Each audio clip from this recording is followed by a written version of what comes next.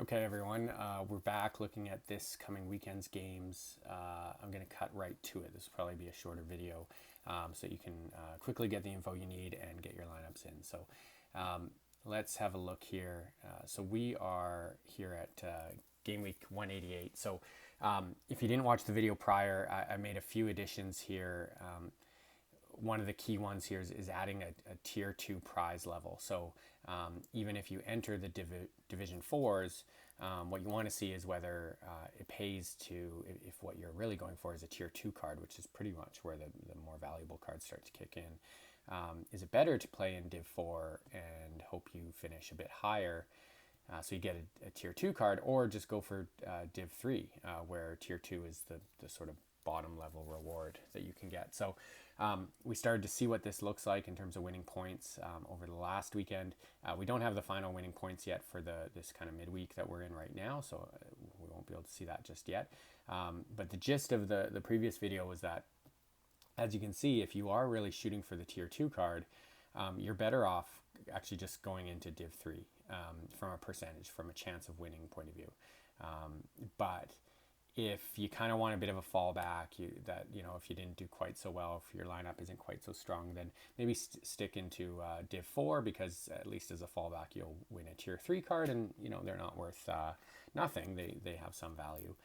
Plus, of course, you get the Ethereum threshold here in Global All-Star. So you can kind of look at these numbers, and it's funny that even in terms of points, in some cases you actually needed less points. Here in Champion Americas, you actually needed less points to get to win a card in div 3 than what you needed to win a tier 2 card in div 4. So we're going to see how this plays out over several weeks, so we get like a little more reliable data. But so let me jump to this for a few insights for this weekend. So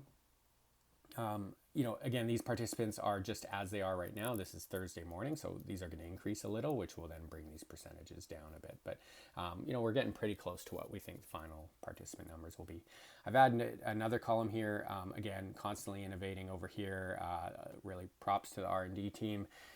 We are adding the number of clubs that are playing. So, this nice handy thing that Sorare comes out with, because really that's some really interesting context here. We should get a sense of exactly how many teams, and thus how that relates to the number of participants and things like that. So hope you find that helpful. Looking at this, no different here in terms of, again, if you are really shooting for a tier 2, definitely give some thought about throwing a lineup into div 3.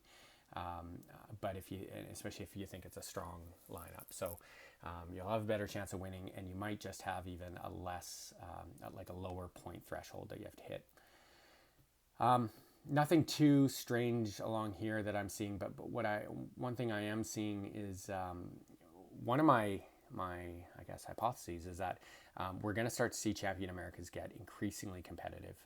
We're going to see a lot more points, higher point thresholds, and one of the reasons I think that is, first off, they signed up the entire league. It's not like some of the other releases where today we have Lokomotiv Moscow coming out, so that's one club. A few months ago, as you know, Sorare came out with the entire MLS, and you're seeing this in the auctions for weeks, if not months. It's just been it's like 90% MLS cards, and so people are still buying them. So over and more teams are just getting stacked with MLS players, and because of that, they're able to put in even better and better lineups. So I actually think that we're going to just see an increasing point threshold for MLS, because everybody's going to have a competitive MLS side. And but what's interesting is that the payouts are going to still stay strong, because again, they just have so many cards. They have an entire league's worth of cards. So we're going to have high percentages, and on the face of it, it's going to look like, ooh, this is the league I should be playing in.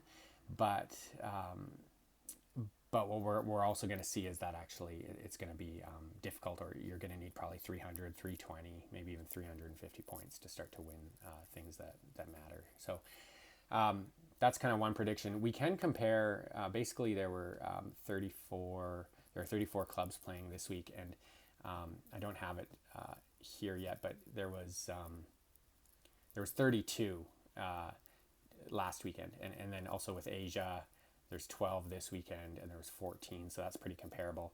And Europe, Challenger Europe, there's 24 this weekend, and there's 24 last weekend. So basically, that's comparable. So we can actually look at the points of this one and kind of estimate that they'll land in somewhere around the same area. So again, as you can see, to my point, 300 or so points, you're probably going to need 340 to win. So that's a pretty competitive roster there. Challenger Europe, maybe it was a bit slow to kind of catch on, so this might be a bit of an anomaly. I think that actually we're going to see that you need approaching 300 points or so to win in that one, but maybe it'll stay a little low for one more weekend. And Asia as well looks like it'll stay around this range as well. So this is a good one to look at to get a sense of are these the point thresholds I'm going to need. The other one for me is special weekly. So again, more innovation coming at you here. I've put in a little note on these, so now we can just hover over it and see what the actual special weekly was. Highly technical work happening over here. This one is about, this is the Russian League. So Russian League also happens, so two things. One is the Russian League happens to be a Challenger Europe League. And also we just launched, there's a new club that just came out. So I see two things happening. First off, this looks really exciting and really interesting. Special weeklies have a better payout, not just in terms of percentages and stuff that we just saw there, but also at the special weekly, you actually can get super rares quite simply. I mean, if you get into 7th spot, am I on the right one here? July, yeah. You can get a super rare, so that's exciting because you can't get a super rare at the Div 3 or Div 4 level on any of these. So if you have a number of Russian players that are starting this weekend, I say go for it. Throw your team in there. Even if you can't make up a full lineup, I still think it might be worth a shot here. There's only 141 people. Having said that, I do think we're going to see a bit of a shift. I think we might see a few people that normally would be entering a team here. They might start to see this and put in a strong lineup here. So this might change a little. And then also the fact that today we just literally have these folks launched, and people are going to be buying up those cards right now, and they're going to be putting in lineups. And I bet you a number of them are thinking about putting in lineups right here, because if you can buy a player or two and immediately win this weekend, or come into a place where you win a tier 2 card or even a super rare, I mean, you've easily paid off your investment in some of the star players on Locomotive. So this will be interesting to watch this weekend and going forward. The other thing I'm going to look at, just as a quick heads up maybe for the future, is I'm going to start to track when a club gets put forward and we start to see these cards auctioned off. What does it do to the previous year's cards in the immediate, so in that kind of like 1 week window afterwards? Do we see a sharp decline? Does it just kind of stay the same? Does it have no effect? Does it actually maybe even increase because it brings more attention to the club and who some of their best players are? I don't know. So I'm going to start to look at that and see if I can report back on that. There you have it. I think that's all for today. You might find some other insights. People send me notes and questions and stuff. I love it. It's great. I'm kind of small enough. I don't have a huge amount of followers yet, and so I can respond pretty quickly. But also, I would recommend subscribing, just simply because these come, with only a few hours to spare before getting in your lineup, or maybe half a day or a full day at best. So for you to get pinged that I've put up this, I think is really helpful for your team. So you don't want to miss out.